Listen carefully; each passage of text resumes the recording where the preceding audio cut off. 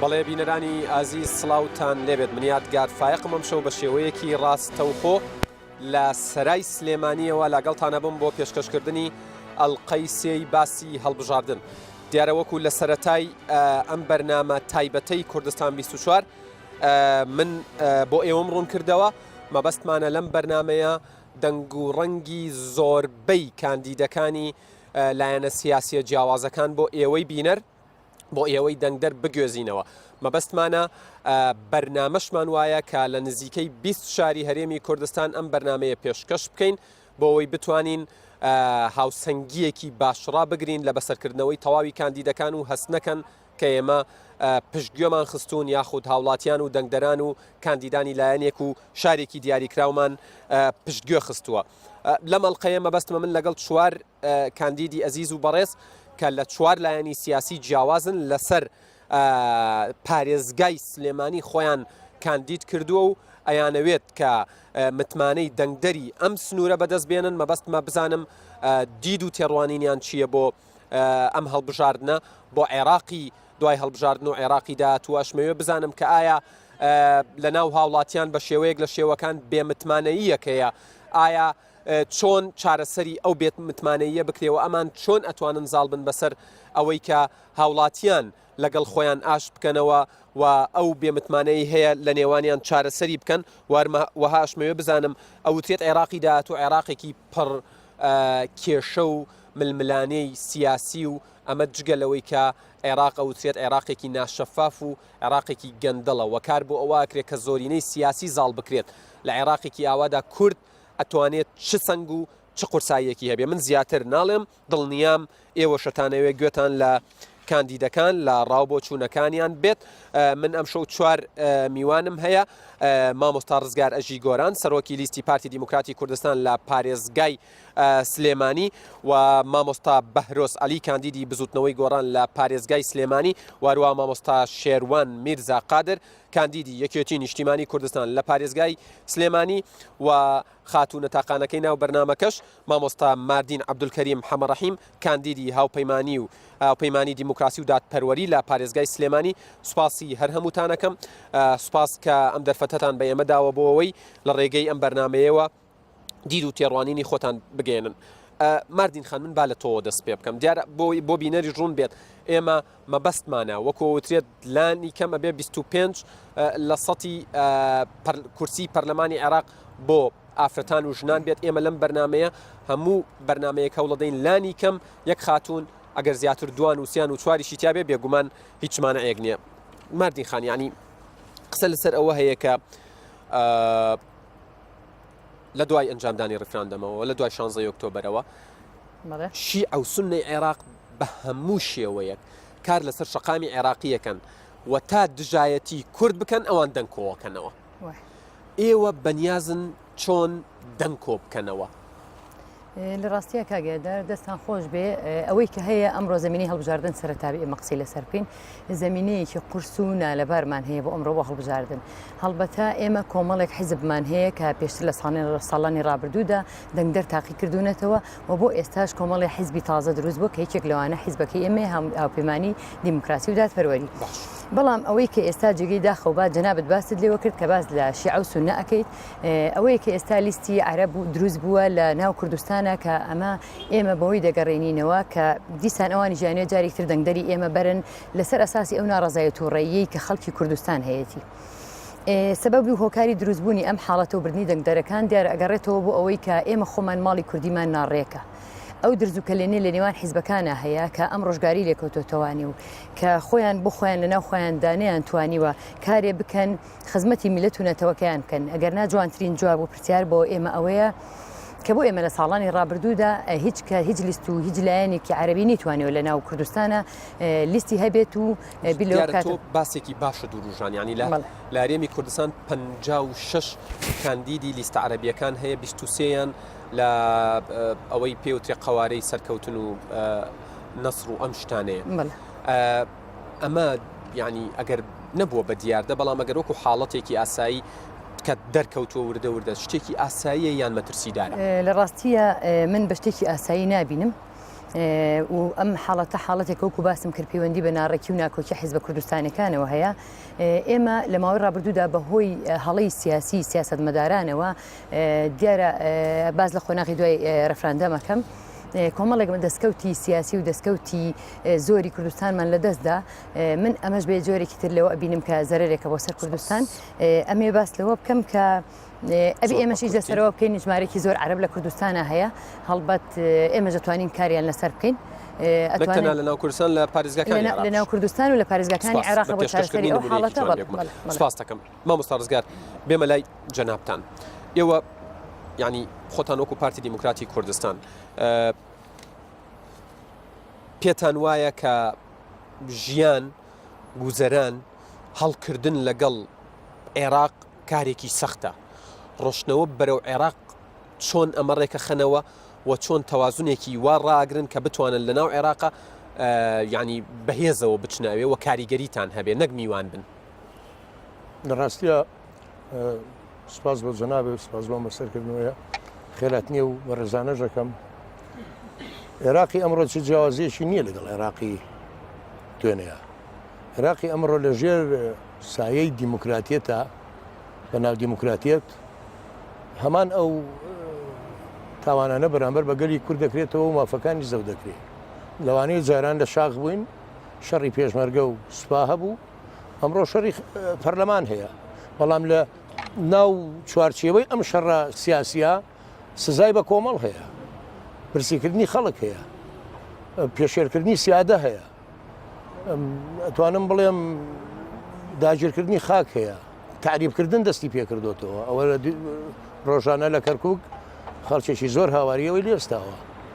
بە ناوی خانووی تەجاوزەوە ماڵی خەڵک ڕوخێ ماڵی خەڵک تاڵانەکرێ و خەڵک دەرەکرێ عێراقی ئەمڕۆ ئەگەر بگەڕێنەوە بۆ دوای ڕوخانی ڕژێم بۆ ساڵی 2023 لەسەر بنەمایەک قانونی ئیدارەی دەوڵەت پێکهێنرا کە لە 62 مادە پێکهاتبوو موقت قانونی ئیدارەی دەوڵەت بە شێوەیەکی کاتی تا کاتی نووسینەوەی دەستور و دەنگدان لەسەر دەستور لەوێ کۆمەڵی مەبادی هاتووە کە لە دەستوری شادوایی نووسرایەوە و دەنگی لەسەردرا لە ساهشتای خەڵکی عێراق دەنگی لەسەردا بۆ بوو کە جارێکی تر ئەم کارەسات و ماڵوێرانیە بەسەربێت لەسەرەوەی کە ئەم دەستورە بۆ جێبەجێ نەکرایە کێشە لە شێوازی نووسینەوەی دەستورەکەی جێبەجێ نەکری بەڵام لە ناو پەرلەمانێکی ئەوە جەنابەت بەنیازی بچتە ناو پەرلەمان وەکو پەرلەمانتارێک و پەرلەمانتارێکی کورد لە ناو ئەو پەرلەمانەیە پێت وایە بتوانن داوای حەقی خۆتان بکەن و وەریگرنەوە من ویستم قسەکەم تەواوکەم کاکەیادگار ئەوەی ڕاستی بێ ئێمە باس لە دەستورەکەین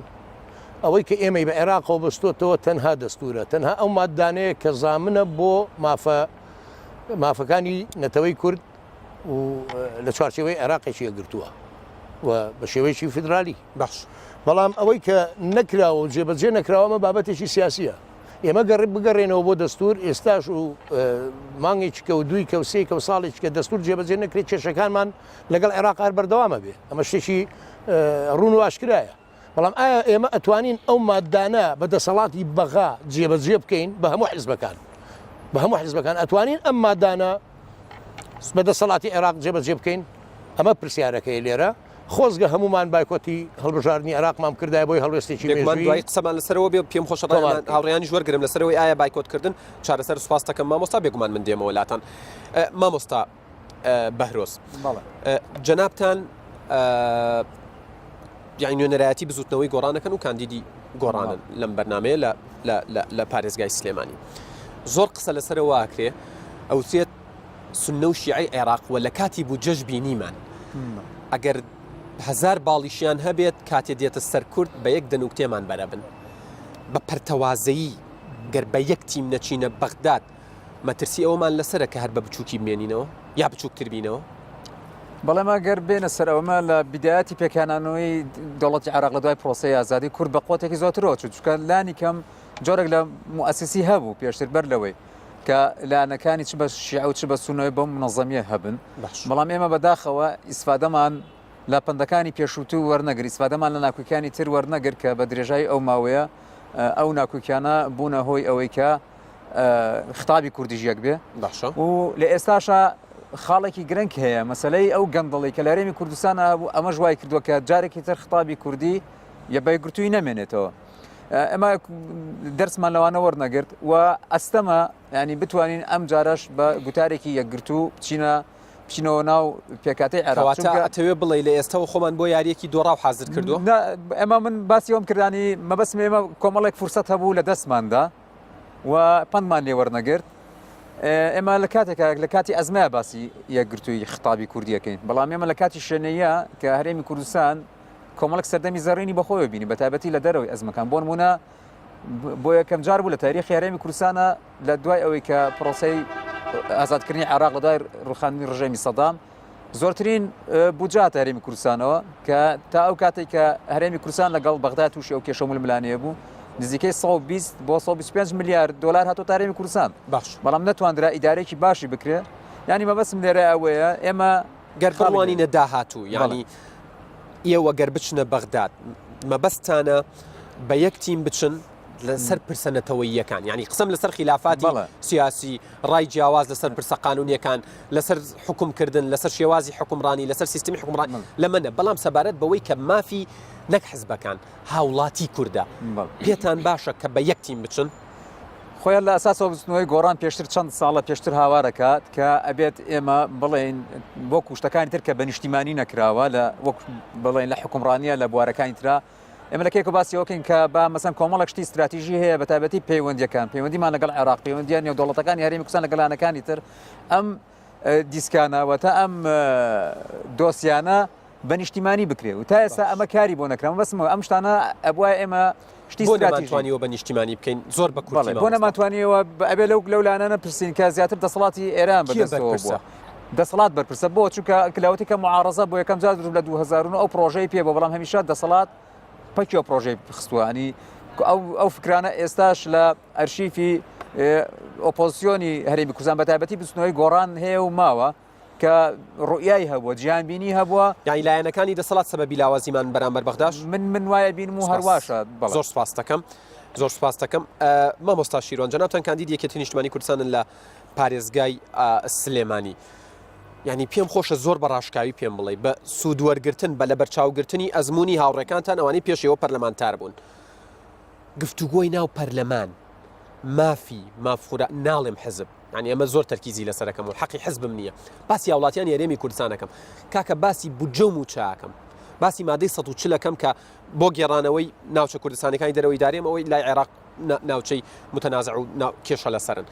گفتوگۆی ناو پەرلەمان ئەم مافانە گێڕێتەوە یان پێویستمان بە میکانیزمی ترە زۆر سپاس بەو دەرفەتە و بە خێراتنی میوانە بەڕێزەکان دەکەم کاک یادگار گفتوگۆی ناو پەرلەمان بە تەنها ئەم مافانە ناگەڕێنێتەوە بەڵکو بنەمایەکی سەرەکی هەیە کە شەراکەتی ڕاستەقینەیە و بنەمای تەوافقە لە عێراقدا باش بە تەوافق دەتوانین ئێمە ئەگەر بمان ئەو تەوافق ماوە لە ئێستاە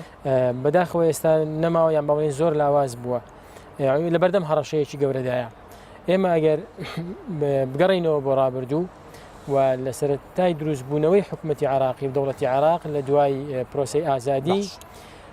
و بە نووسینەوەی دەستور و بە هەوڵ و تێکۆشانی ئەو سەرکردە سیاسیانی کە لە بەغدا بوون و بە تایبەتی جەنابی مام جەلال کە توانی ڕێچکەیەک داڕێژن و شێوازێک لە حکومڕانی لە عێراقدا بێن نەکایەوە کە بریتە لە شەراکەتی ڕاستەقینە ئێمە ئەگەر کورد بمانەکانی یەکێتی نیشتیمانی کوردستان توانی ویانە پارێزەری ئەو ڕێچکەی جەنابی سەرۆک مام جەلال بن خوا لێ خۆش بێت بەڵێ من ئێستا باز دەکەم گەر بە بەڵگە پێم بڵێ چکە پێویستی بە قسەی گشتینیە پێویستی بەوەی بە بەڵگە بۆی بسەلمێن ڕاستە ئێمە ئەگەر بمانەوێت بە کورسی و بە ژمارەی کورسی لەگەڵ بەغدا تەعامل بکەین هەمیشە کەمی نەدەبین کورد بە پارێزگاکانی هەرێمی کوردستان و بە ناوچە دابڕێنراوەکانەوە کورسیەکانی تاڕادەیەک دیاری کراوە چەند کورسی دێنێ و ئێستا لە عێراق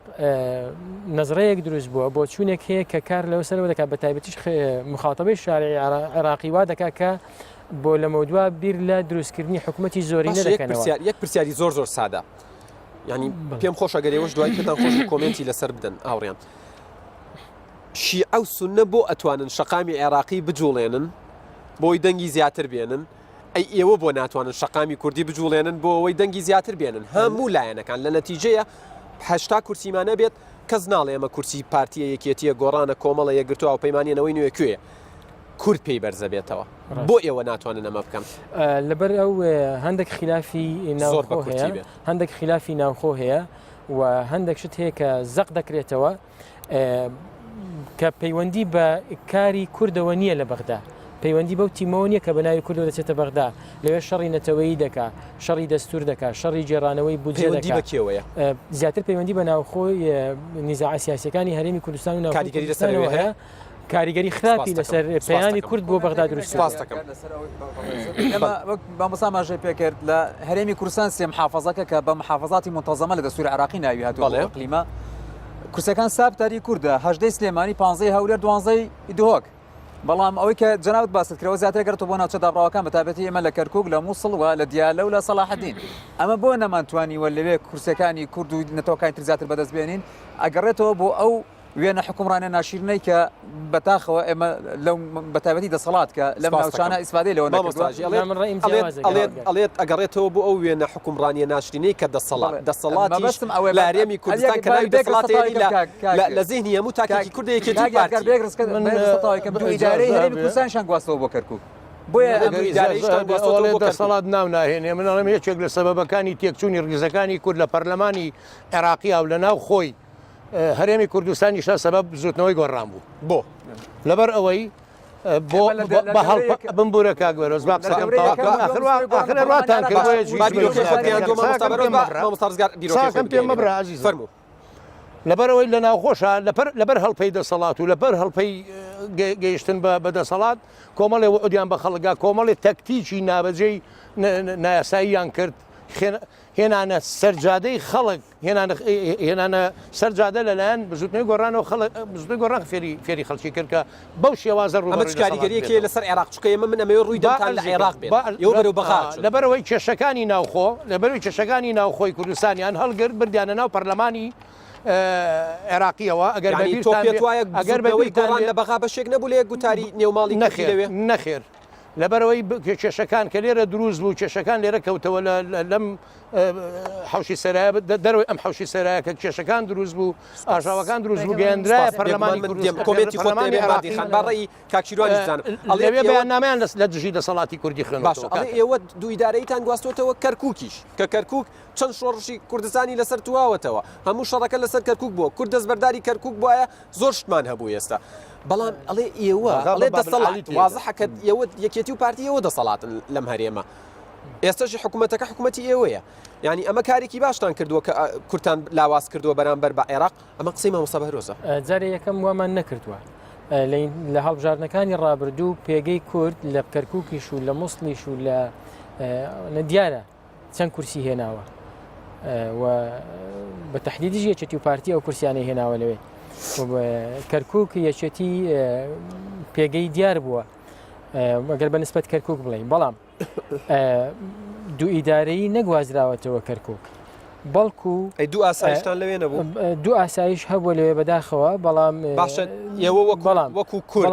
کورتوانیتان لە کەرکووک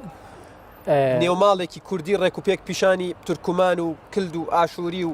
عەرەب و هەموو ئەوانە بن بۆ ئەوەی ئەوان بیر لەوە بکەنەوە سبەینە کاندیدێکی یەکێتیە پارتیە گۆڕانەر لایەنێکە دەنگی پێ بدات متمانەی پێ بکات توانراوە ئەمە بکرێ بەڵێ هەڵبژاردنەکانی ڕابردوو یەکێتی نیشتیمانی کوردستان لە کەرکووک ئەوەی سلمان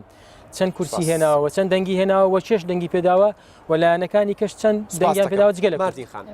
ئێوە وەکو خۆتان ئەڵێن هەرچەندە جەنابی کاک دکتۆر بەرهەم دێرینە لە ناو سیاستکردن لە هەرێمی کوردستان چ لە حکوومەتی عێراقی چ لە حکوومەتی هەرێمی کوردستان چ لەسەر ئاستی حزبی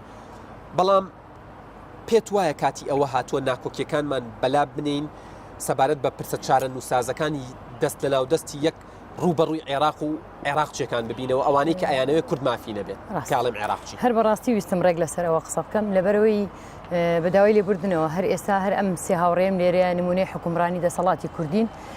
کە ڕوبەڕووی کێشەکە ئەوەیە کە ئێستا هەرێکیان لە حیزب و لە پارتێکەوە هاتوون و لێرەیان مناقەشاکەن و داکۆکی لە حیزبەکانیان نەکەن هیچ کاتێک ئێمە ناتوانین ئەم حیزبانەی کە داکۆکی لە حزبی خۆیان نەکەن داکۆکی با بکەن بەڵام با داکۆکی لە هەڵەکانیان نەکەن چونکە ئەو جەماوەرەکانیان چییە خاڵ بخەینە سەر پیتەکان ئەم هەموو گەندەڵیە نەبوونی خزمەتگوزاری سەرەتایی دوای 27 ساڵ ئێمە ئەبێ ئیتر زمینەیەک هاوپەیمانی لە نەتیجەی ئەم گلەیانەوە دروست بووە کە ئێستا ئێمە بە دیدێکی نوێەوە بچینە بەغا ئەوەی کە هەیە ئێستا لە گەندەڵی تەنایەکێتی و پارتی بەشدارن بەم قسەیە بێ ئەوەی کە تا ئێستا لە حکوما بووە بەرێک و پشکی خۆی بەرەکەوێ ئەوەی کە ئەم مناقەشی کە لێرە هەیە باسکردن لەسەر ڕابردوو ئەبێ واز بێنین ئێمە لەبەر دەم هەڵبژاردنەکەین کە ئەبێ جەماوەری خۆمان ئاشکەینەوە ئەبێ بە بەرنامە پرسیارەکەی منیش بەرەو بەغدا چۆن بچین بەرەو بەغدا ئەبێ بەڕووی بە شێوازێکی نوێ بچین ئەبێ بە شێوازێکی نوێ بچین ئەبێ بیر لەوە بکەینەوە کە ئێمە ئیتر ئەوەندە خۆمانە دێنە دەست وڵاتانی دراوسێ لە باتوی بکەین نەژێر دەسەڵاتی ئێران و تورکیا دوجار مەسیری ئێمە لە عێراق و لە بەغایە زۆر سپاس دەکەم دیارە ئەوە بانگەشەیە بە ئاڵای پارتە سیاسیەکانەوە ئێمە لە سەراین سەراش هەمیشە گەرم بووە مامۆستا بەهەروەست لە 20 شرکەیە ڤۆکسپۆپێکمانە بێت پێشەوەی گوێی لێ بگرین بۆچی دەنگدەری کورد متمانەی بە کاندید و پەرلەمانتاران نەماوە بۆیە متمانەی نەماوە تۆزێک دەنگیش بەڵەوە خراپ کە متمانی نەمای مەزانین لە چ قەیرانێکە ئەژین من قسەم سنوۆی گۆڕان شانازی بەوە کە خەڵکی فێریەوەی کرد بێتە سەرجادە داوای ئەو مافەخراوی بکە داوای ئەو 125 میلیارد دلار بکە کە لە ماوەی پرۆسی ڕوخاندنی سەدام تا 2015 هەرێمی کوردستان کۆمەتێکی ترم ئەوە بوو ئایا لە بەغا چیە خطابی کوردی پەکخست ساڵی 2010 لە پێکەنانی حکوومەتە مەرجی بارزانی بۆ مالیکی بێبەشکردنی گۆڕان و ئۆپۆزیۆن نەبوو لە حکومڕانیکردن ئەلێەوە یەکەم پەربوونی خطابی کوردی دەستپاسەکەم مامۆستا ڕزگار دەنگدەری کورد بەگشتی بۆ متمانیان بە کاندیدەکان نییە من دوێنێ کۆمەڵێک ڕامان وەرگرت بوو پرسیاری ئەوە کرابوو داوای چیان لەکەین ئەڵێ وڵات دڵنیانیشمان بۆ ناکەن بۆی داوای چیان لێ ناکەن بۆ ئەم بێ متمانەیە بۆچی یەکگەڕیتەوە ببوورە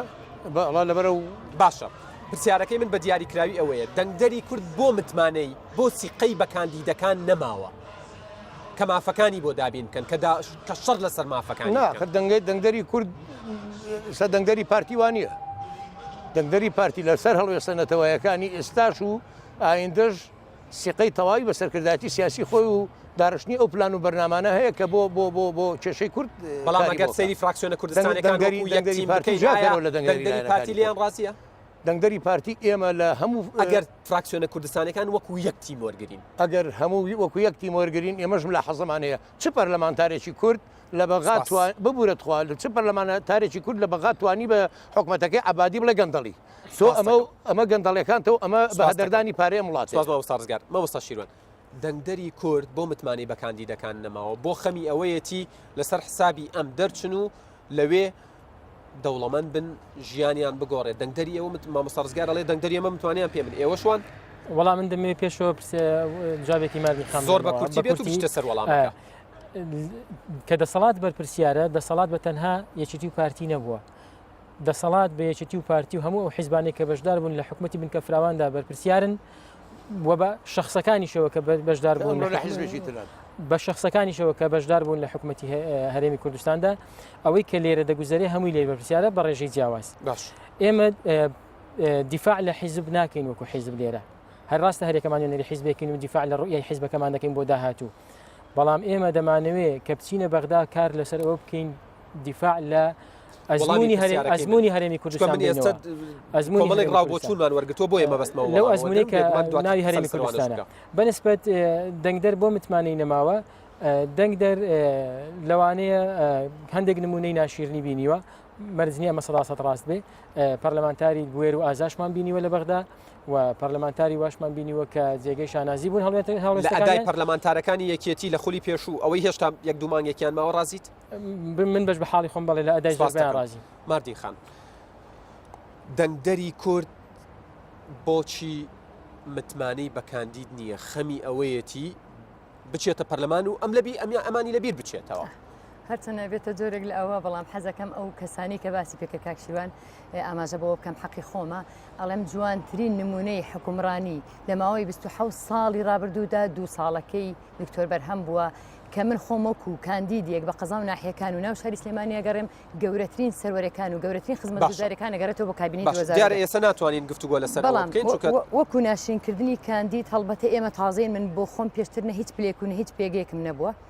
هەڵبەتە من وەکو ماردین ئەکرێ لە چەندین کاری خۆبەخشیاوە لە چەندین ئیکە نووسینی ڕۆژنامەوانیە ئەسڵەن دیفاعم لە خەڵکی چینی هەژار و ئەوەی کە زۆڵمی لێکراوە کردبێت بەڵام ئەگەر ئێمە ناشرین بین ئەگەڕێتەوە بۆ کاندیدەکانی کابینەکانی پێشوو ئەوان من نابێ بە مطلقی قسە بکەن من ڕاستیە زۆریان تیا هاوڕێ و برادەرمان خۆشەویستمان ئیشیان کردووە خزمەتیان کردووە بەڵام ئێمە باس لە پرسێکی گرنگی وەکو خزمەتکردن بەڵام دۆستایەتی و برادەرەتی ئاستی ئێمە ئەبێ کار لەسەر ئەوە بکەین کە ئەوانیش ئەگەر ناشرین بوون لەوانەیە بەشێکی پەیوەندی بە ناکارابوونی خۆیانەوە هەبێ بەشێکی پەیوەندی بە نەزانینی زمانەوە هەبێ بەنەبوونی کارنەکردن لە پسپۆرەکانیان بەڵام ئەمەوێ ئەوە بڵێم کە پێویستە دەستی حیزب لە کاری پەرلەمانتاری دوور بخرێت بەڵێ 25 خولەکی بەرنامەکەمان ڕۆشتووە ئێستش بە ڕوخسەتیەوە چینە لای ڤۆکسپۆپێک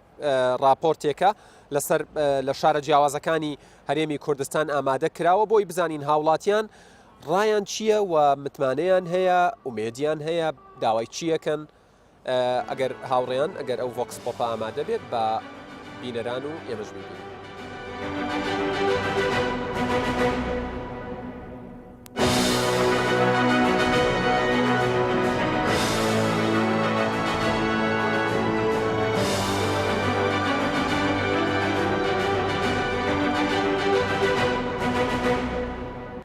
بەڕاستی خەڵک بە گشتی هیوای نەماوە بچ بە کاندیدەکان چ بە حیزبەکان چکە لەبەری لە ڕابردووە کارێکی وایە نەکردووە کە گەنجیش و هەم بەشەی گشتیش خەڵکیش زۆر متمانیان پێبێت و بچن بۆ سندوقەکانی دەنگدان و دەنگیان پێ من دووبارە متمانیان بەدەست بێنەوە وڵی هیوای زۆرمیان پێیان هەیە بەس ئەگەر بتوان وەکو جارم بەس بەڵێنەکانیان بین نەجێ بە جدی کار بکەن هیوای چاکمان پێیان هەیە ئەس باوەڕ ناکەم ژبەر ئەvێت بەری هەنگێ وێت بەری وۆژی چ نەکرێت دەسەدا عرب چکو عرب نێت باوەڕینە ئەسڵان حەقم هەموو بزڤڕینە ئەبەت ئەو لە ڕاخێکی بین ئەم ڕاخێکین بەس بێژن چێ نابێت چێ بۆنجی ئەنوزام دێ چ حەل بوومە بین ئەvە 20 پەرلەمان تار چوونە وێرێ و یە داوامە خۆکیان و تشتێک نەکرێت دەستێوەدا وەکو خۆم بڕا ناکەم ئەم شتانی کە ئێستا ئەلێن ڕاست بێ لەبەرەوەی هەموو جارێکاتی بانگەشە ئەم قسانە دووبارە ئاکرێتەوانێ هیچ بڕا ناکەم یعنی ئەم قسانی کە ئێستا ئیکەن لەوێ بە ئاماژی گێن لە سیستەمی پێشوو بەدەیان کەس دەرێن ئێمە ئیش دەکەین بۆ مادەی سەرچول نایکەن ئیش دەکەین بۆ جێ ناکۆکەکان نایکەن یعنی هەر کەسە دەیبین دەستە بەغدا و پۆستەکەی خۆی تەواو دەکە و دەگەڕێتەوە گەرچی هیچی پێنیا حبر بیسار قەلەمێ هەموو بەس بۆ دیکۆر بچنەوێرێ بەس بۆ فۆتۆیەکی بچنەوێرێ تڤیا دەنگ و ڕنگ بچن تڤیا بەرژەوەندیە مافۆگەڵە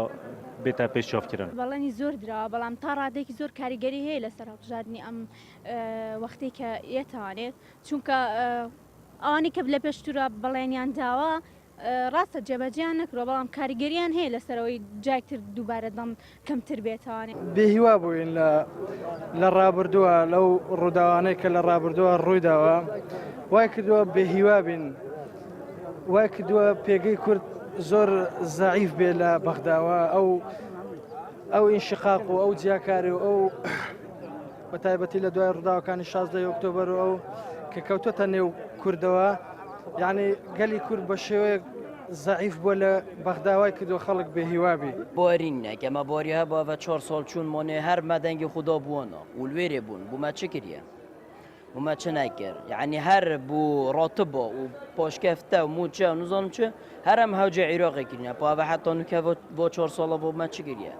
خودی با ما باری نه ما هم دنگی خوب دینه ای والله هیچ هم بنکری بس با جلوانی خودتن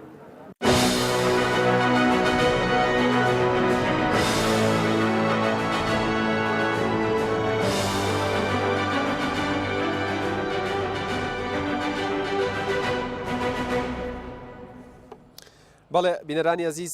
لە باسی هەڵبژاردن دووبارە سڵاوتان لێبێت ئەوەی بینیتان کۆمەڵێک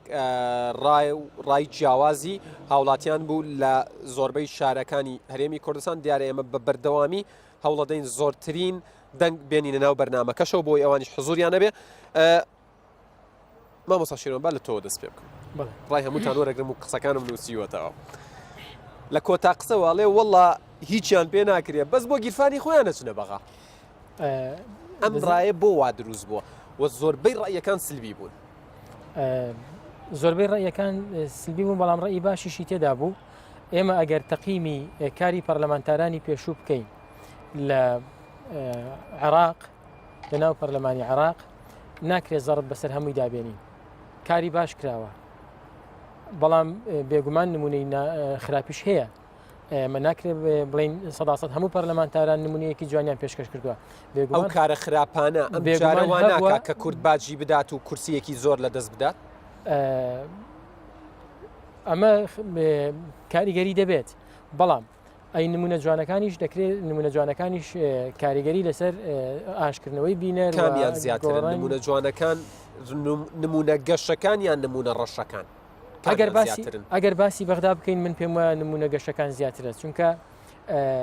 بەشێکی زۆر لە پەرلەمانتاران وەکوچی چ نمونەیەکیان دەگەشە کە تۆ بەردەوام لە زاکیرەتە ئەگەر کەسێ بڵێ لە بەغایچ نەکراوە تۆڵی ئەی ئەمە چییە؟ ئەوەندەی کە جارێ بەشێکی ئەوەی کە ئیشی پەرلەمانتاران لە بەغدا پەیوەندی بە سیاسەتی هەرێمی کوردستانیشەوە هەیە کاتێک کە لە کوردستانەوە بە یەک تیم بە یەک سیاست بە یەک ڕوئیا ئاراستە نەکرێن لەوێ بێگومان پەرتەوازە دەبن کێ بەرپرسە لەوەی کە ئاراستەیان بکات و ویان لێ بکە یەک تیم بن با لە پارتی سیاسی جیاوازیش بن حیزبە سیاسیەکان حیزبە سیاسیەکان هەمویان بەرپرسن حیزبە سیاسەکان هەمویان بەرپرسن و ئێمە بیرمانە لەوەی کە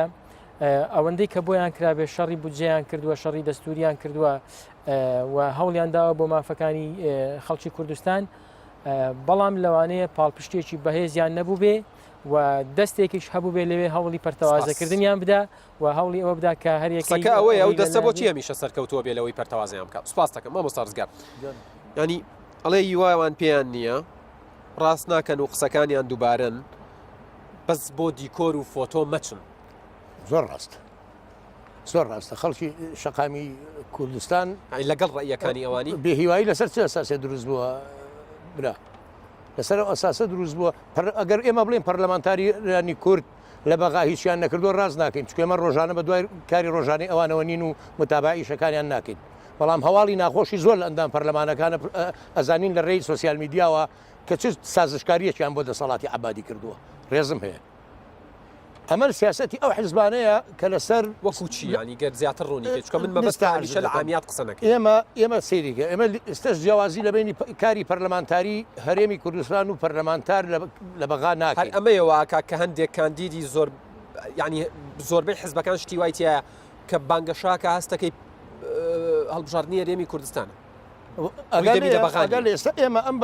باسی ئەم کێشانەی ناوخۆکە ئەەکەین ڕوو لە بەغا ئەەکەین بەڕاستی ئێمە لێرە شەڕی ماڵی خۆمانەکەین شەر لە ناو ماڵی خۆمانایە کێشە گململانەیە گیر و گرفتەکانمان ئەبێت ناو ماڵی خۆمانە چارەسەرکەین بەڵام کە ئەچینە بەغا ئەبێ شەڕی ماف بکەین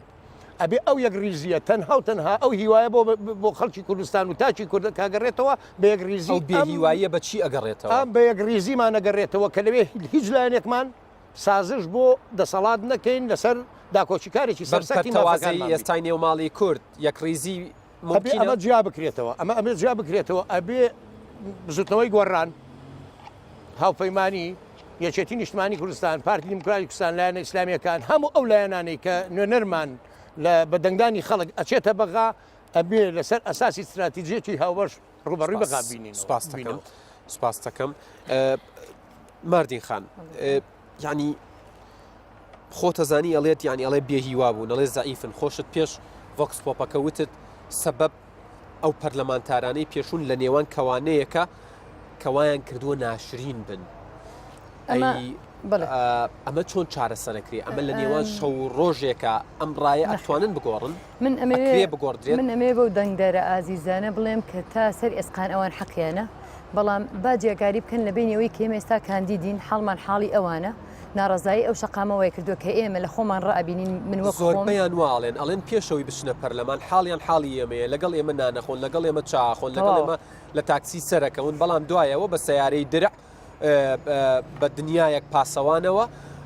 بە پارەی باشەوە بە سەفەرەوە بە ئیفادەوە هەر لێشمان ناپرسن ئەسڵن ئەڵێ ڕقمی مۆبایل لە گۆڕن و هەر جارێکیش تەلەفۆن دەکەین سکرتێرێک جواب بداتەوە لە وڵات جارێ لێرە نییە لە کۆبوونەوەیە دەستی پێی ناگات کاگەرگەرمە زۆر تەواو من هەموو ئەمانە ڕاستن بەڵام من ناتوانم هەڵی کاندیدەکانی پێش هەڵگرم من هێشتا ئێوە چین ینی ئێوە لە حەسارەیەکی ترەوە هاتوون لە وڵاتێکی ترەوە لە حەساری ترەوە نەهاتین خەڵکی کوردستان چۆن ئەتوانن ئەمە بگۆڕن قسەی من لەسەر ئەوەی کە هەیە من ئەڵێم من هێشتاوەکو ئەوانم کاندیدم لەگەڵ دەرچوونە من نامێ بەرنامە مکوان بێت چونکە ڕوون کردوتە هەر شوێن و جێگایەک ئەم قسانە پێوتراوەتەوە هەڵبەتە ئێمە بێ دەرس لە هەڵەکانی ئەوان وەربگرین بەلایەک بەلایەکی تری شەوانی ئەوەی کە هەیە ئێستا ئێمە سێدانە ساڵە قەرزی حکوومەتێکە دەینەوە کە پێی ئەوترێ باوک ئەوەی کەوا باوە باوک مناڵەکانی بەخێوەکە بەس ئێمە قەرزی باوکێکی قەرزارە دەینەوە ئەمە یەکەم خۆ ئەگەر بهاتە ئەم حکوومەتە دەستی نەکردە ئەمە ئەوەیە کە پێ دەڵێم ئەمە دیسانەوە کارکردن لەسەر ناوخۆی هەرێمی کوردستان نییە و ئێستا بۆ دڕۆنەکەمەوە ئێستا بۆ دڕۆنەکەمەوە ئێمە دەنگدەری ئێمە بۆیە وای لێ هاتو چاوی لەسەر کاندیدە لە بەروی کاندید لەسەر پندان پەرلەمانە لە بەری ئەو موچەیەکی باشێ و کوێڵە سیارەی دەرعوتی تۆ لەم بەرنامەیەوە بەڵێ نەدەیکە هەر ماردینە ئاسایی و سادەکەی ئێستا بێنیتەوە و دیسانەوە ئەوەی دەسەڵات و پارە و ئەم شتانەتان گۆڕێ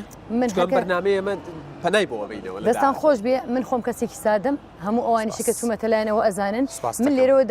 داوا لە حکوومەتەکەم لەو قوارەیە و لەو حیزبی کە دەسەڵات وەرەگرێ ئەو فەرق و جیاوازی گەورەیە نەبێ لە بینی دەنگدەرەکان و ئەندام پەرلەمانەکانە ئەمە وای کردووە دەنگدەرەکان مامۆستا بەڕێز گوێت لە ڕاوبۆچوون و ڤۆکس پۆپەکە بوو یعنی بەڵێت بێهیوا بووین پەرتەوازەییان زەعیفی کردوین چیان کردووە جگە لاوەی ڕاتبی خۆیان چاک کردووە شتانە وەڵی هیچیان نەکردو بەس گیرفانی خۆیان پڕ کردووە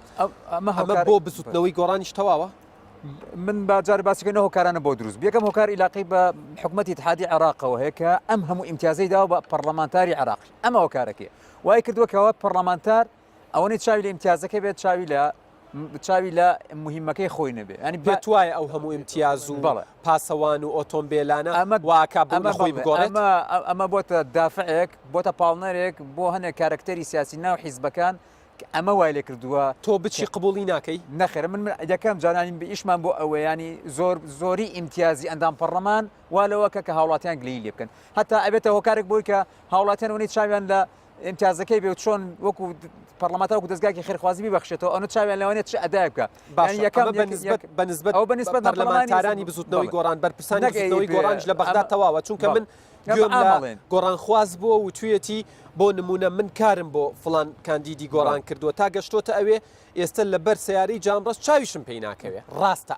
ئەمە با ئەوە بکەین کە لە حکوومەتی ئیتیحادی لە عێراقە کە بەتایبەتی لە دەورەی پەرلەمانی یەکەم و دوم کە کاتە بستنەوەی گۆڕان دروست نەبوو بەشداری نەکرد ولیانە کوردەکان بەشدار بوون لە دیاریکردنی ئەم هەموو ئیمتیازە زۆر و زەوەندە بۆ ئەندام پەرلەمان ئەبێ یەکەم شت لە پەرلەمانی عێراقی ئەو ئیمتیازە کەم بکرێتەوە بۆی ئەندام پەرلەمان ینی وەکو کەسێکی میهەنی اختصاصی بچێتە ئەوێ مارسی اختصاصی خۆی بکە نەک بۆ مەسلەی گۆڕینی ژانی خۆی ئەمە خاڵێکی تر بایم بزانین ئەندام پەرلەمان لە عێراق ئەندام پەرلەمان وەکو نوێنەری کورد کە ئەچێتە عێراق جیاواز لەو ئەندام پەرلەمانە کوردی کە لە پەرلەمانی کوردستانە دوو مهمەی جیاوازیان هەیە بەپێی مادەی 121 لە دەستوری عێراقیە ئەم سێ محافظەی کە لە هەرێمی کوردستانە هەیە چۆتە زمنی هەرێمەوە هەرێم دەسەڵاتێکی زۆری پێدراوە لە هەرێمە مەسەلەن دەسەڵاتی ئەوەی پێدراوەکە پەرلەمانی هەبێ قانون دەرکات دەسەڵاتی ئەوەی هەیە کە حکوومەتی هەبێشتی خەدەمی و ئەو شتانێک کە پەیوەندیان بە پەرلەمانی کوردستانەوە مهمەی پەرلەمان نوێنەری کوردە پەرلەمانی عێراق کۆمەڵێک قەزایی سیاسی و نەتەوەی قەومی و هاوبەشە ئەمە ئەبێت ئەمەش مەسەن ئەمەش ڕوونکرێت و خاڵێکی تر کە زۆرمە بەسم باسەکەم زۆر بە کورتی کارزگار باسیەوە کە یەکڕێزی بەڵێ یەکڕێزی زەرورە بەڵام یەکڕێزی لەسەر چ بنەمایەک دروستە بێت یەکڕێزی هەتا گەندەڵی قەڵاتشۆ نەکرێت کە گەندەڵیانەکەی مهددە براتیانەکەی مهددە لەسەرەوەی کردنێڵی ئەو کیانە دەستێری ڕێگریزبی گەندەڵی لێرە هەیە هەر مشکلانەیە بێ لێرە خۆکاری نەبوونی شەفەیە لە نەوت و لە ئەمانە ئێوە بەبانەمەقەڵاتشۆ نەکرێت ڕێزی دروست نابێت ئەوە کارە باشەکان یەکڕێزی لەسەر ئەو نەمایە دروستە بێت تۆ پیاوێکی ڕۆژنبیری چۆن ماڵی ئەو ئەساسی هەموو کێشەکان گەندەڵ هەر کێشێکمان هەیە یەکڕێزی تۆ لە ماڵی خۆت ئەگەر نیەت یەکڕێزیتان هەیە فەرمو قەڵاتچۆی گەندەڵیکەن با احتیکاری نەبێنە با شەفافیت بۆ تۆ کەرکووک بە نمونەناییتەوە ئێمە داوامان کرد هەموو لایەنەکان لە کەرکووکە بە یەک لیز بینە خوارەوە بۆ ئەوەی هەمومان بەشدار بین وە لە شوارچێەوەی هاوپەیمانێکیشی کوردستانیا بێ بۆ کەرکووک بۆی خەڵکی کەرکووک بە هیچ نەبێ بەم ڕێک نزیک بوونەوە ئێمە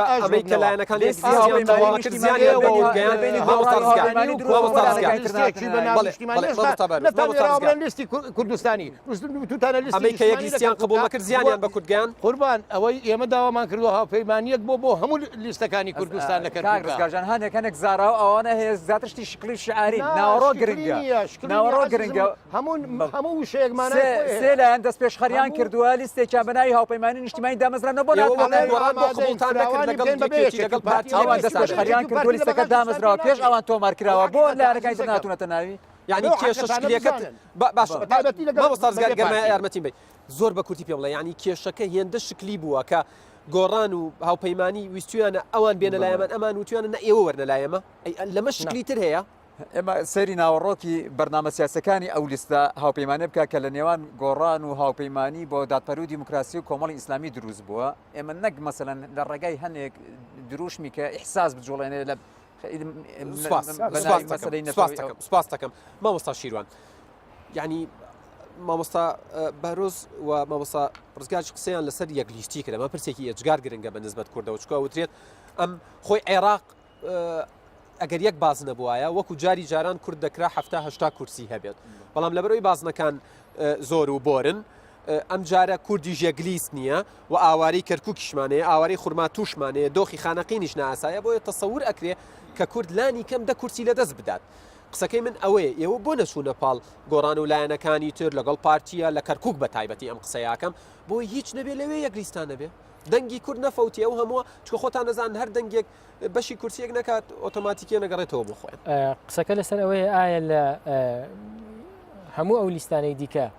بەبێ یەکێتی و پارتی لە بەغداد چیان پێ دەکرێت بۆی بەغداد توانیوانە چی بکەن هەوڵێکی زۆر درا بۆ پەرتەوازەکردنی کورد لە بەغداد هەوڵێکی زۆر درا کە کورد لە ڕێگای بۆ لە ڕێگای غیری هەرێمی کوردستانەوە غیری حکوومەتەوە موچە بێ بودجە بێ تعامل لەگەڵ پارێزگاکان بکرێ هەمووی بۆ ئەوەی هەرێمی کوردستان لاواز بکرێ ئێمە ناڵین گەندەڵی نییە ڕەخنە دەگرین پێمان وایە گەندەڵیش هەیە بە دەنگی بەرزیش هاوارمان کردو گەندەڵی هەیە هەوڵ بۆ چارەسەرکردنی بەڵام ئەمە نابێ بە قوتویەک شیر بۆ مناڵێک کە پێویستی پێێتی یعنی تۆ بڵێ وڵا گەندەڵیە ئەمە چی ئەگۆڕێت لەوەی کە گەندەڵی هەیە ڕاستە قسەکەمانە ئەوە نیە هیچیش نەکرا بۆ چارەسەرکردنی بەڵام یەکلیستی لە ناوچە دادڕداوەکان بە تایبەتی زۆر گرنگ بوو بۆ ئەوەی کورد جارێکی دیکە بەهێزەوە بچتەوە بەغدا ئەگەر کورد طبعا واقعی سیاسی عێراق ئێستا شیعەش چەند لیستێکە سونەش چەند لیستێکە وەکو کوردیش چەند لیستێکە ئەمە لەوانەیە زۆر جێی مەترسی نەبێت تا ئێرە ینی ئاساییە کە بە یەک لیست بەشداری نەکراوە نەخێر ئاسایی نییە بەڵام زیانی ئەبێ بەڵام ئەم زیانە زۆرەی نابێت بەڵام گرنگ کاک یادگار گرنگە دوایی لەم جەدەلە دەرچین و پرسە نەتەوەیەکان بخینە سەروی هەموو پرسەکانی دیکەوە و بە یەک تیم ڕوو لە بەغدا بکەین ماردی خانەڵێت بەبێ یەکێتی و پارتیەوە لە بەغات هیچتان پێ ناکرێت ئەمێنێتە سەر سندوقەکانی دەنگدان و زۆرترین دەنگ ینی وای دانێ ئێوە وەکو هاوپەیمانی 50 کورسی ئەهێنن بەڵێ بەتەنا خۆتان نەتوان گۆڕانکاری هەر ئێستا ئەوەی کەیکێتی و پارتی و هەموو حیزبەکانە بۆ هاوپەیمانی تیانە بۆ چیان پێکراوە موازنە بەبێ ئەوان بەڕێکرا زۆر حاڵەتی ترکە هەیە هیچ شتێکی لە بەرژەوەندی گەلی کوردانە بووە لەبەری ئەوان بەرنامەی حیزبەکانیان جێبەجێ کردو لە 100% نەک بەرژەوەندی گشتی و ئەوەی کا کورد پێویستی پێێتی و نەتەوەی کورد پێویستی پێێتی ئێمە کاچینە ئەوێ لەسەر ئەساسی نەتەوەی خزمەتکردنی مرۆڤەکان ژیانێکی شایستە بۆ تاکەکانی کارەکەن نەخێر بەتەنیا کار ناکەین ئەو کەسی کە لە خزمەتی مرۆڤایەتی بکە و خزمەتی تاکەکانی کۆمەڵ بکە و خزمەتی نەتەوەی کورد و زمان و خاک و جوگرافیاکەی بکە ئێمە هاوکاری لەگەڵەکەین باشە من چوار پرسیاری ینی گشتیمەیە خۆی لە بنەڕەتدا یەک پرسیارە مەبەستمە لە یەک خولەکدا ڕای خۆتانم پێ بڵێن مامۆستا ڕزگار ینی JF کەنەدی سەرۆکی ئەوەی کە ئەمریکا کە اختیال کرا ئەڵێ مەڵێن ئەمریکا چی بۆ کردوین پێم بڵێن کاتیەوە هاتووە کە چی بۆ ئەمریکا بڵێ کاتیەوە تو ئێوە چی بۆ ئەمریکاکەن قسەکەی من ئەوەیە بە یەک خولەک پێم بڵێ لە ماوەی ڕابردوودا چیت بۆ هاوڵاتیان و چواردەورەکەت کردووە کەوا بکەم متمانە بکەن کە تۆ بچتە پەرلەمان ئەتوانن شتی تریان بۆکەی وەکو شخصی وەکو شخصی وەکو شخصی ئەمە عەرزی خۆتانە لێرە من کادرێکی حزبیم لە چوارچێوەی کاری حزبەتیمە بەرپرسی دەستگای هەڵبژاردم لە ئەنجومەنی سەرکردایەتی پارێزگای سلێمانی هەڵەبجە پرۆڤشناڵە کارەکانی خۆم ئەنجام ماوە ڕەبتێکی تەواو پێوەست بووم بە لق و ناوچەکانی هەیکەلێتی تەنزیمی خۆمانەوە بۆ خەڵک من عرضم کردی کاری حزبیم کردووە بەڵام پێشبیاری حزب بۆ خزمەتکردنی هاوڵاتیان هەروەکو دەستگای هەڵبژاردن پاکێجمان هەیە هەمیشە بۆ کاری چاکە و بۆ کاری باش و پرۆژەی باش کە خزمەت بە هاوڵاتیان نەکا بۆ ئەوەی لە کاتی هەڵبژاردنەکانە ئەمانە بێنینەوە بەردەمی هەڵمەتی هەڵبژاردن بڵین حیزبەکەمان ئەم کارە چاکانەی کردووە لێرە ئەگەر مقارنەیەک دروستکەین لە بینی ئیدارەی سلێمانی و ئیدارەی هەولێرە ئەمە خۆی لێرەوە کێشەکان دروست دەبێ بە حەقەت من نامێ بچمەنە ئەو خاڵەوە چکەمە بەرەو باس لە پەرلەمانی عێراقی ئەەکەین لەوانەیە لە دەنگدەری ئەمە لە هەولێر یا خەڵک بەگشتی لە هەولێر بەشی ئەوکەواتە خۆت ئەڵێ من بەشی کردووە کە متمانم پێ بکەن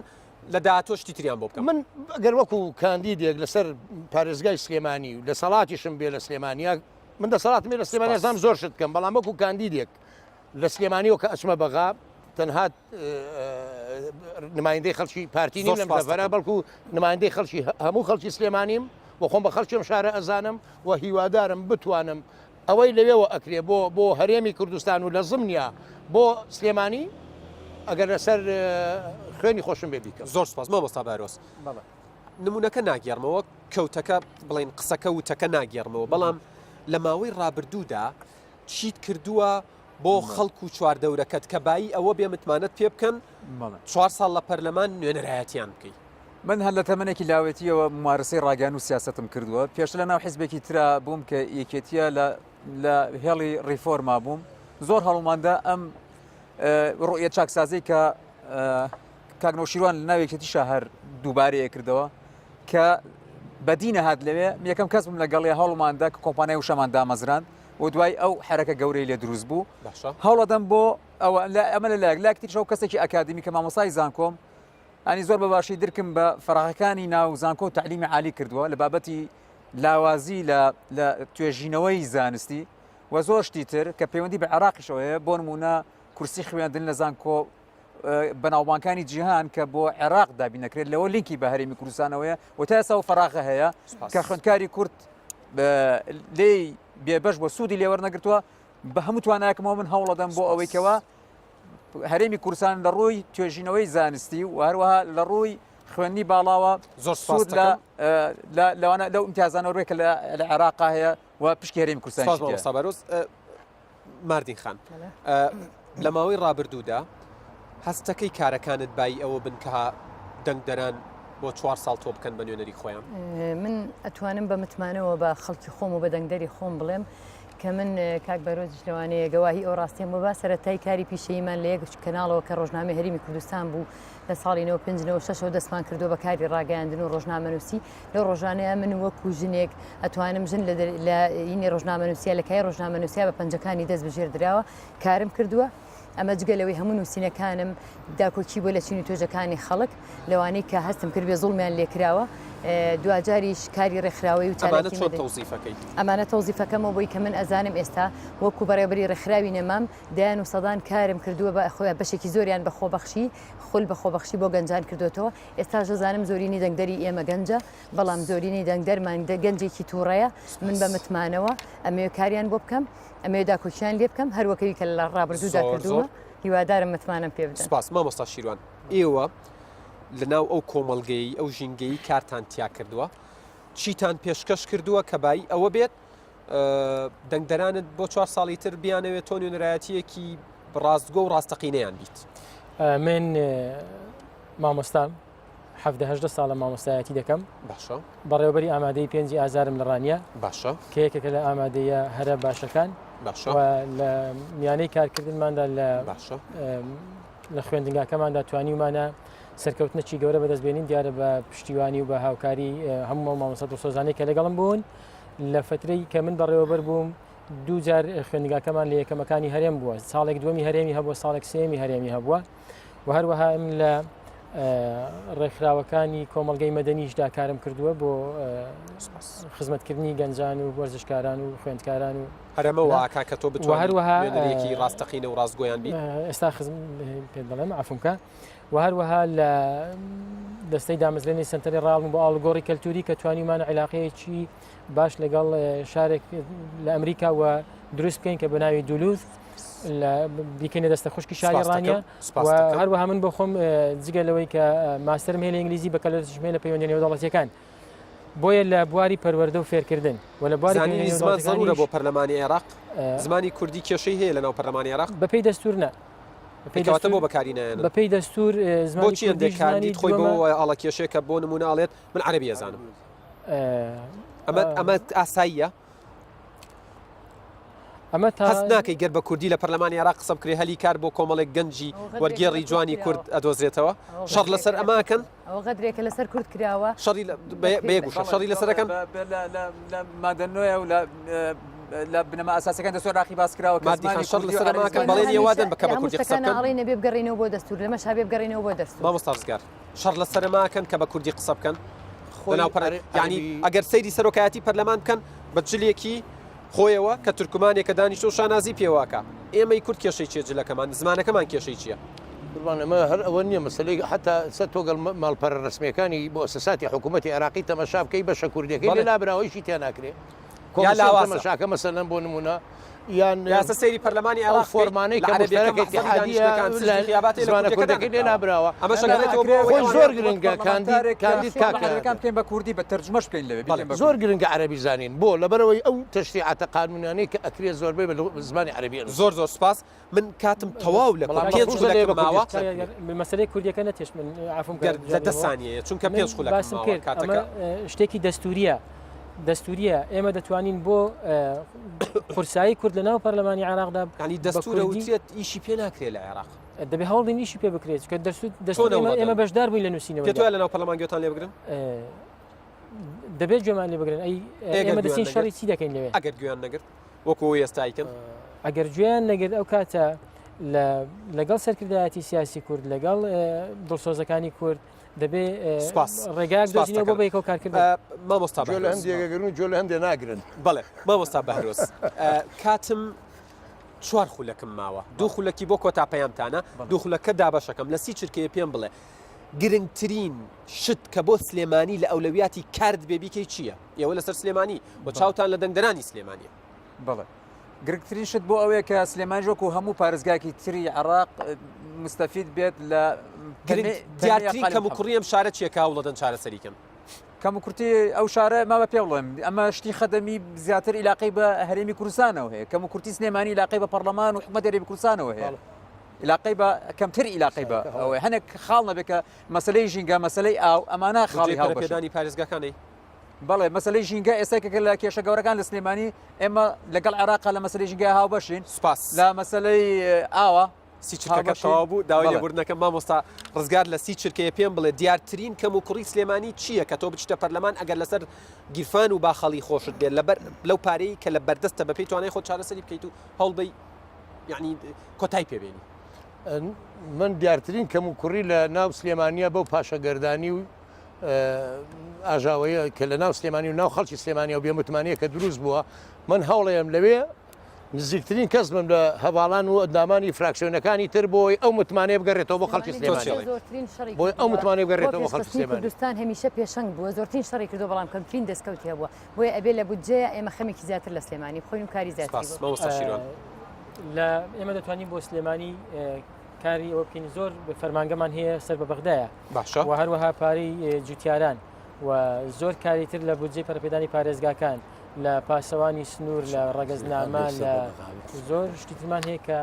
زۆر سپاس لە بەغداوە بودجیان دێ و مامەڵە لەگەڵ بەغدا دەکەن دەتوانین لەوەوە خزمەتی زیاتری هاوڵاتیانی سلێمانی تا پەیامی خۆت بگەێنە چی بۆچی دەنگدەر دەنگت پێبات داوا لە دانیشتوانی شاری سلێمانی خۆشەویست دەکەم کە متمانی خۆیانم پێ ببەخشن بۆ ئەوەی لە بەغدا بە دڵسۆزی وەکو ئەو چەند ساڵی کە لە مامۆستایەتیدا لە کاری ڕێکخراوەیدا کارمان کردووە بۆ خزمەتی هاوڵاتیان لەوێش شەڕی دەستور و شەڕی مافەکانی کوردستان بکەین مامۆستا ڕزگار ڕوود لە دەنگدەر بکە بڵێ لەبەر ئەمە دەنگم پێ بدە حەزەکەم دەنگدەر لە سلێمانی دەنگ بە من بە بۆی بەڕۆحەشی بەرگری کارانە هەوڵ بم بۆ بەدیهێنانی مافەکان و ئامانجەکانیان و ڕێگری لە سازشکاری بکەم ئەمەوێ دەنگدەر دەنگم پێ بدا بۆی شکۆی بۆ بژارمەوە بەڵام من وەک لە دروشمەکەمە باسم کردووە من ئەمێ دەنگدەر دەنگدا بە کاندیدی ژمارە هەشت بە ڕۆسعالی لە سەری بورە بۆ ئەوەی کە ببم بە نوێنەرێکی ڕاستەقینە ئەی نوێنەرێکی ڕاستەقینە بۆ هەموو کورسان جا بە سلێمانیش سپاس بەڵێ من چوار میوانم هەبوو ئەم شەو دووبارە ئاماژە بەناوەکانیان ئەدەمەوە مامۆستا ڕزگار ئەژی گۆران لە سەرۆکی لیستی پارتی دیموکراتی کوردستان لە پارێزگای سلێمانی مامۆستا شێروان میرزا قادر کاندیدی یەکێتی نیشتیمانی کوردستان لە پارێزگای سلێمانی مامۆستا ماردین عەبدولکەریم حەمەڕەحیم کاندیدی هاوپەیمانی دیموکراسی و دادپەروەری لە پارێزگای سلێمانی مامۆستا بەهرۆز عەلی کاندیدی بزوتنەوەی گۆڕان لە پارێزگای سلێمانی سوپاستان دەکەم هیوادارم توانی بێتان دەنگدەر قەنەعەت پێ بکەن کە دەنگدان پێ بدە بەڵێ بینەرانی ئەزیز باسی هەڵبژاردن کۆتایی هات بەڵام باسەکانی هەڵبژاردن هێشتا لە سەرەتایە زۆر باسی دیکە ماوە ئێمە باسی بکەین و لە شار و ناوچەکانی هەرێمی کوردستان لەسەریان بوەستین چاوتان لەسەر باسی هەڵبژاردن و کوردستان 24 بێت تا باسی هەڵبژاردنێکی دیکە ڕێزی یادگارفایەخ و شوان شوانی پرۆدیوسەر و تەواوی ئەو ستافەماندونە ناسە قبول بکەن تا بەرنمەیەکی دیکە ئێوە و کوردستان لە ئەمانەتی خوادا.